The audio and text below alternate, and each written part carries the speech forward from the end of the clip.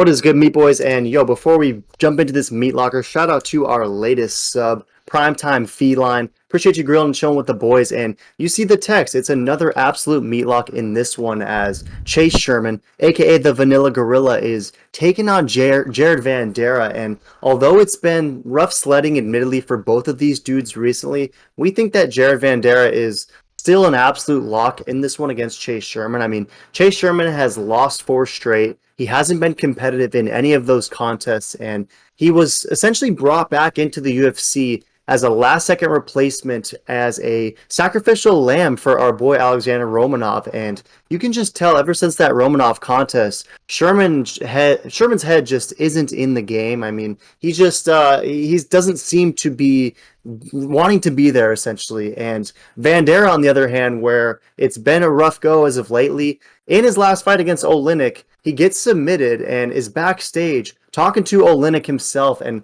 asking him, okay, teach me that move. What was it how did you secure that scarf hold on me? And you could see him wanting to get better in the moment and just kind of having a different attitude than what we see from Chase Sherman. So what are your thoughts on this one, Meat? I know it's kind of bum versus bum, and it's been a rough sledding of recently, but why do you think the Mountain Vanderaa is an absolute lock in this one against the Vanilla Gorilla?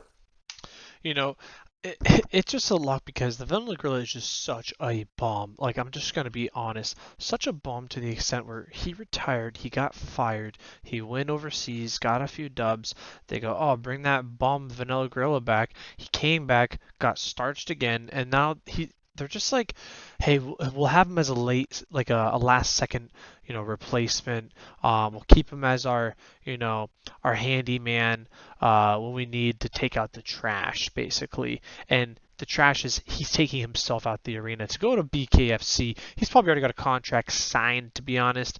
I kind of feel bad because they're kind of just totally using him for his whole dream of just, being a part of the UFC, most likely. And it's sad to say that he's just on his way out once again. So when you're that far out, it's hard to stay in, which how could you ever get another win? Which you see his record not looking good. The other guy is still trying to learn, and he's just a better IQ'd fighter, if I had to say. So I think he's going to get it done.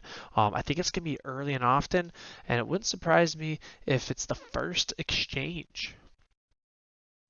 Yeah, you never know because Jared Vanderaa, he does have finishing capability. I mean, he is able to go out there, take you down, grind you out, win some decisions, but he does have some finishes pre-UFC on his resume. And you touched on the records. I mean, 15 and 10 for the Vanilla Gorilla, not great. And then similarly, not great from Vanderaa as well, 12 and 8. But at that minus 180 spot, plus 155 for Chase Sherman. We just think that it's pretty decent value for a fighter who is at least always competitive. He's always going to try out there, whereas I think Chase Sherman, he doesn't have great head movement to begin with, and all he really does have are those absolute power lunchbox hands where he's swinging meat bombs, and maybe he is able to connect on Vanderaa and shut his lights off, but I think that ultimately he's not going to have the grit and the gas tank required when Jared makes this thing gritty, makes it ugly, and takes the fight where he wants it to be. So we're rolling with Jared Vanderaa. We've been on an absolute tear. I mean, those of you grilling and chilling with the boys know that the meat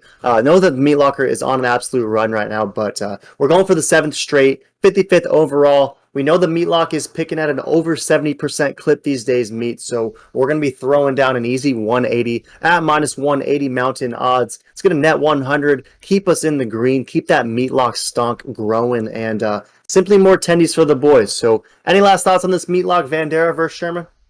No, it's the absolute lock. And, guys, if you guys been following us since the beginning, you've seen the ups and downs. We're back in the green.